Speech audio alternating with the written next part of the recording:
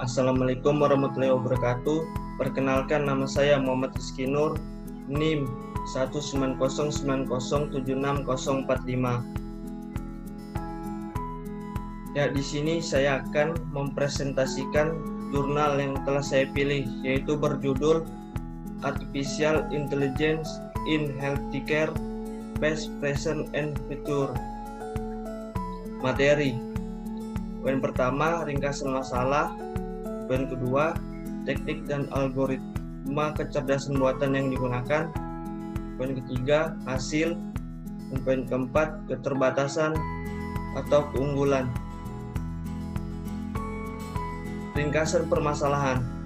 Baru-baru ini, teknik AI telah mengirimkan gelombang besar di seluruh perawatan kesehatan, bahkan memicu diskusi aktif tentang apakah dokter AI pada akhirnya akan menggantikan dokter manusia di masa depan, bahwa dokter manusia tidak akan digantikan oleh mesin di masa mendatang, tetapi AI pasti dapat membantu dokter untuk membuat keputusan klinis yang lebih baik atau bahkan menggantikan penilaian manusia di bidang fungsional tertentu.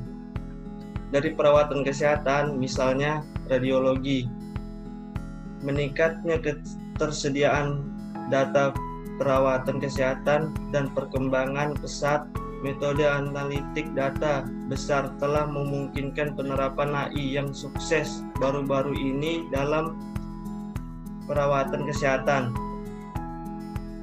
Dipadu oleh pernyataan klinis yang relevan, teknik AI yang kuat dapat membuka informasi relevan secara klinis yang tersembunyi dalam sejumlah besar data yang pada gilirannya dapat membantu pengambilan keputusan klinis. Kemudian meninjau secara lebih rinci aplikasi AI pada penyakit stroke di 3 area utama: deteksi dan diagnosis dini, pengobatan, serta prediksi hasil dan evaluasi prognosis. Teknik dan algoritma kecerdasan buatan yang digunakan, yaitu kategori pertama mencakup teknik machine learning atau yang disebut ML yang menganalisis data terstruktur seperti data pencitraan, genetik, dan IP. Dalam aplikasi medis, prosedur machine learning berusaha untuk mengelompokkan ciri-ciri pasien atau menyimpulkan kemungkinan hasil penyakit. Algoritma machine learning dapat dibagi menjadi 2 kategori utama: pembelajaran tanpa pengawasan dan pembelajaran yang diawasi. Pembelajaran tanpa pengawasan terkenal dengan ekstraksi fitur, sedangkan pembelajaran terawasi cocok untuk pemodelan prediktif melalui membangun beberapa hubungan antar sifat pasien atau sebagai input dan hasil yang diinginkan sebagai outputnya. Kategori yang kedua meliputi metode pemrosesan bahasa alami, yaitu NLP, yang mengekstrak informasi dari data tidak terstruktur seperti catatan klinis atau jurnal medis untuk melengkapi dan memperkaya data medis terstruktur. Prosedur NLP menargetkan untuk mengubah teks menjadi data terstruktur yang dapat dibaca mesin, yang kemudian dapat dianalisis dengan teknik machine learning.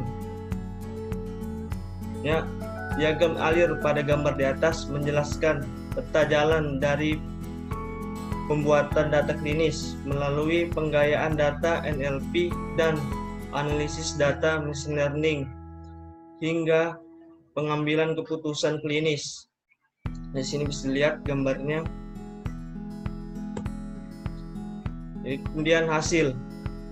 Metode machine learning dalam meningkatkan kinerja prediksi untuk lebih mendukung proses pengambilan keputusan klinis, mengusulkan model untuk memprediksi hasil pengobatan 3 bulan dengan menganalisis parameter fisiologis selama 48 jam setelah stroke menggunakan regresi logistik informasi klinis dari 107 pasien dengan stroke sirkulasi anterior atau posterior akut yang menjalani terapi intraarteria. Menganalisis data memulai jaringan saraf tiruan dan SPM, memperoleh akurasi prediksi di atas 70%. Mereka juga menggunakan teknik machine learning untuk mengidentifikasi faktor yang mempengaruhi hasil pada malformasi untuk yang diobati dengan embolisasi endovalvula. Sementara model analisis regresi standar hanya dapat mencapai tingkat akurasi 43%. Bekerja jauh lebih baik dengan akurasi 97,5%, menggunakan algoritma yang optimal untuk memprediksi mortalitas dalam 30 hari dan memperoleh prediktas yang lebih akurat dibanding metode yang ada. Begitu pula dengan menggunakan SPM untuk memprediksi mortalitas stroke saat keluar. Selain itu, penggunaan teknik simetrik minoritas oversampling untuk mengurangi bias prediksi hasil penyakit stroke yang disebabkan oleh ketidakseimbangan antar kelas di antara beberapa set data. Keterbatasan dan keunggulan. Keterbatasan. Meskipun teknologi AI menarik perhatian substansial dalam penelitian medis, penerapannya di kehidupan nyata masih menghadapi kendala. Kendala pertama yaitu datang dari regulasi peraturan saat ini. Tidak memiliki standar untuk menilai keamanan dan kemajuran sistem AI. Untuk mengatasi kesulitan tersebut, FDA AS melakukan upaya supaya untuk memberikan panduan untuk menilai sistem AI. Panduan pertama, mengklasifikasikan sistem AI menjadi produk kesehatan umum yang diatur sebagai longgar selama perangkat hanya ditunjukkan untuk kesehatan umum dan menghadirkan risiko rendah bagi pengguna. Hambatan kedua adalah pertukaran data. Agar dapat bekerja dengan baik, sistem AI dapat dilatih atau terus-menerus dengan data dari studi klinis. Keunggulannya yaitu AI telah banyak dibahas dalam literatur medis. AI dapat menggunakan algoritma canggih untuk mempelajari fitur dari sejumlah besar data perawatan kesehatan dan kemudian menggunakan wawasan yang diperoleh untuk membantu praktik klinis. Itu juga dapat dilengkapi dengan kemampuan belajar dan mengoreksi diri untuk meningkatkan keakuratannya berdasarkan umpan balik.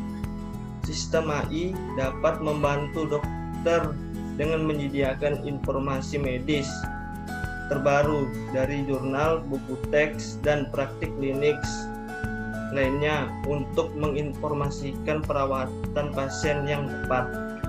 Selain itu, sistem AI dapat membantu mengurangi kesalahan diagnostik dan terapeutik yang tidak dapat dihindari dalam praktik klinis manusia.